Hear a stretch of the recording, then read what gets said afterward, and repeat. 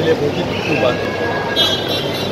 काफ़ी लंबे समय से राजनीति में कार्य करते हुए भी समाज के साथ बड़ा जुड़ा हुआ रिश्ता कभी नहीं थे।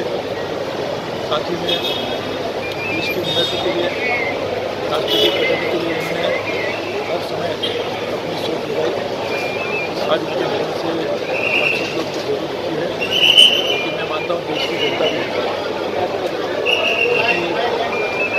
उन्होंने जो काम किया है उसको यादगार हमेशा हमारे साथ में रहेगी। और हमें उम्मीद करते हैं कि उन्होंने जो रास्ता हम सबको दिखाया था उस रास्ते पर करेंगे। मेरे लिए तो ये बहुत ही दुख की बात है, क्योंकि मेरा उनका रिश्ता 30 साल से भी ज़्यादा था। मेरे काफ़ी अच्छे मित्र थे, मेरे पड़ोसी भी थे दिल्ली में। साथ में हम लोगों ने काफ़ी मिलकर काम भी किया था।